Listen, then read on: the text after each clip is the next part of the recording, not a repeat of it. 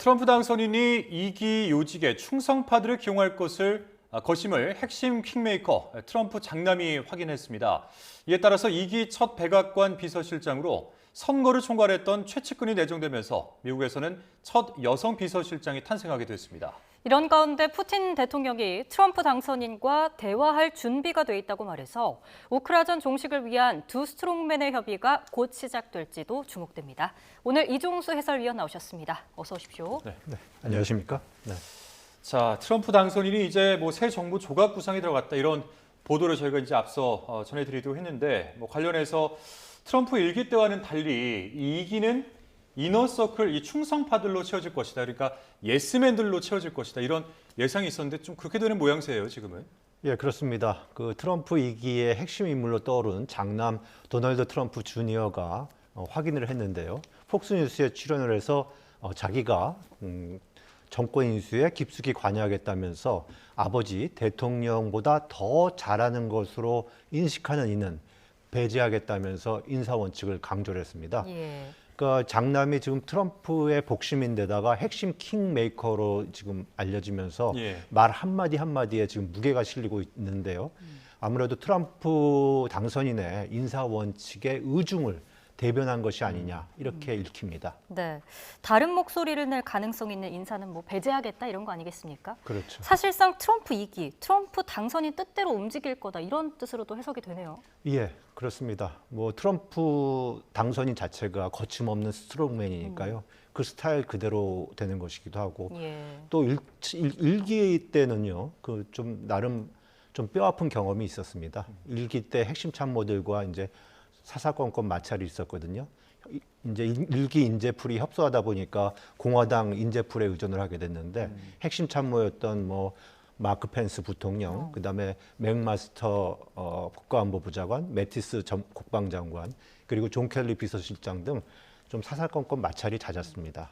그리고 이들은 이제 자리에서 물러난 뒤에는 이제 트럼프의 기행이나 오판에 대해서 폭로하면서 이제 방 트럼프 진영에 서지 않았습니까? 그렇죠. 일례로 이제 최근 선거운동에서 존 켈리 전 비서실장의 경우에는 트럼프가 히틀러를 칭찬을 했다 이렇게 폭로를 하지 않았습니까?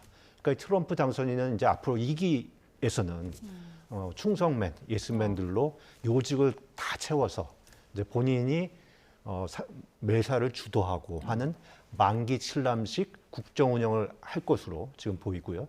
또 대외 주요 정책과 현안에 대해서도 이제 정상 간의 탑다운 방식으로 처리할 것이 지금 확실시돼 보입니다. 예, 요직에는 충성파들, 예스맨들로 채워지고 또 상원 하원 모두 공화당이 가져가게 되면 그야말로 이제 견제 없는 힘을 가져가게 될 텐데 어떤 정책들이 펴나가게 될지 좀 우려도 되는 부분도 사실 있습니다. 그런데 앞서 이제 저희가 뉴스에서 전해드리긴 했는데 이 트럼프 당선인의 첫 인사 이 얘기를 안 할 수가 없을 것 같아요. 백악관 비서실장에 여성인 수지 와일스를 내정을 했는데 이게 이렇게 되면서 미국 역사상 백악관의 첫 여성 비서실장이라면서요? 예, 그렇습니다. 이제 수지 와일스는 이제 앞서 보도도 했지만, 그러니까 이번 선거를 총괄한 트럼프 당선인의 최측근입니다.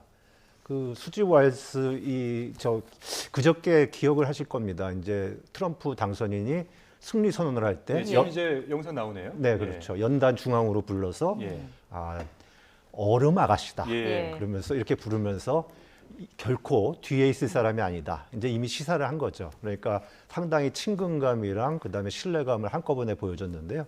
역시 수지 와일스 역시 상당히 좀 충성스러운 말을 잘 듣는 참모로 지금 평가를 받고 있고요.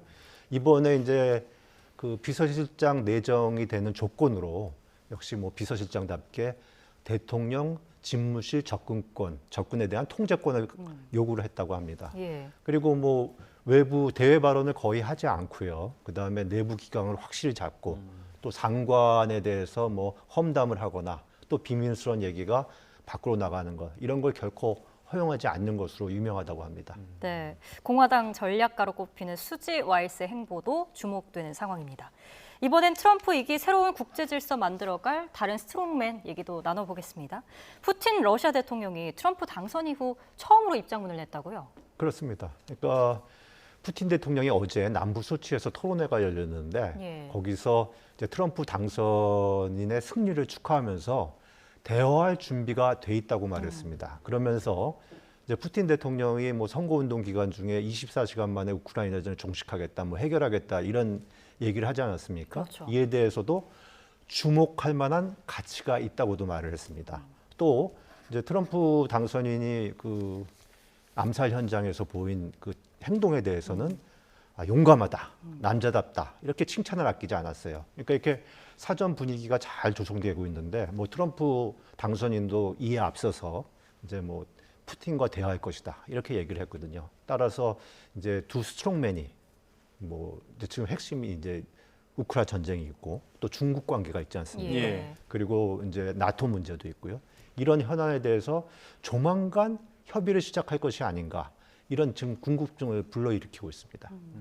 근데 또 다른 스트롱맨이 또 한 명 있잖아요. 그렇죠. 중국의 또 시진핑 중국 국가주석이 있는데 이 주석도 트럼프에게 축전을 보낸 것으로는 알려지고 있어요. 근데 그 내용이 좀 재밌더라고요. 소개를 한번 해주시죠. 네, 이게 뭐 트럼프 당선이 확정되자마자 축전을 보냈는데 내용은 말씀드리자면은 이제 뭐 서로 싸우면 모두 다친다. 그러니까 이제 대화와 소통을 늘려가면서 이견을 관리하자. 뭐 이러면서 먼저 손을 내밀었거든요. 예. 중국 관영 CCTV가 아주 간단하게 보도를 했는데 일단 들어보시죠. 习近平指出，历史昭示我们，中美合则两利，斗则俱伤。